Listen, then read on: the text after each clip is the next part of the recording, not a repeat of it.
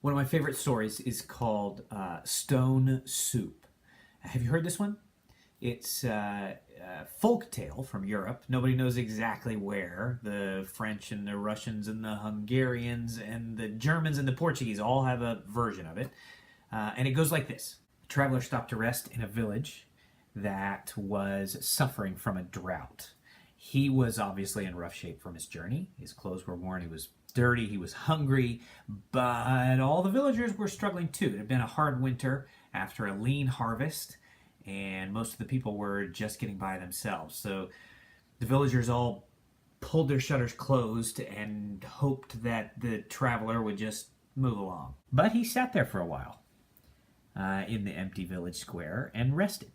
He noticed the bare merchants' carts and all the skinny livestock in the livery. And he saw that the village's tavern was boarded up. And he heard his stomach growl. Then he jumped to his feet and pulled a single smooth stone out of his knapsack. And loud enough for all of the villagers to hear, he said to himself, "I wish I had a pot, some firewood, and water, because then I could use my soup stone to make a wonderful meal." Now, behind their closed shutters, all of the villagers rolled their eyes. Who's ever heard of a soup stone? But after a few minutes, an old widow shuffled into the village square carrying a cast iron pot. And a group of young boys started gathering firewood. In no time, water was drawn from the well, the pot was hung over a warm fire, and a few of the villagers started coming out of their houses to stand by the fire. When the water reached the boiling point, the traveler took his stone and dropped it into the pot. The widow gave it a quick stir, and again the traveler wondered aloud, "This soup is sure to be marvelous, but a little salt would make it even better." Soon one of the villagers who had been enjoying the fire returned to his home and brought out just a little bit of salt. And then someone who had been watching from a distance called into the village square and asked the traveler if he might enjoy a few potatoes in his soup. He said, of course. Someone else brought onions. Another person brought a chicken.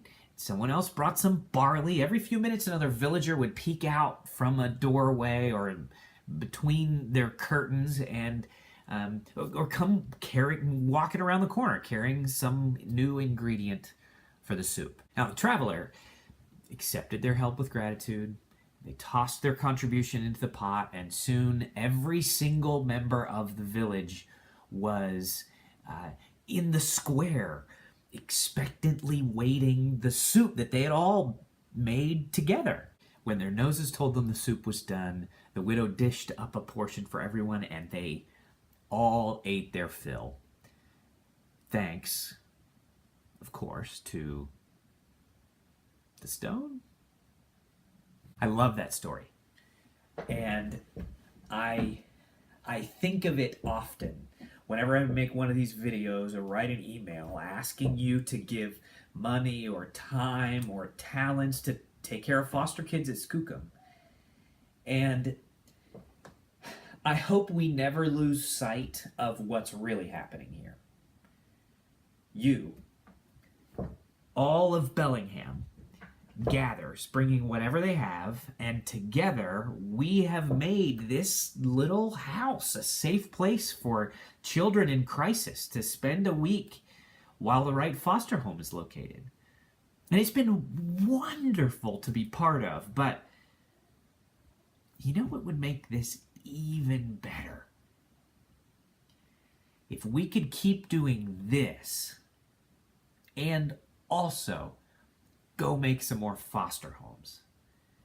And if you're up for it, we can start right now.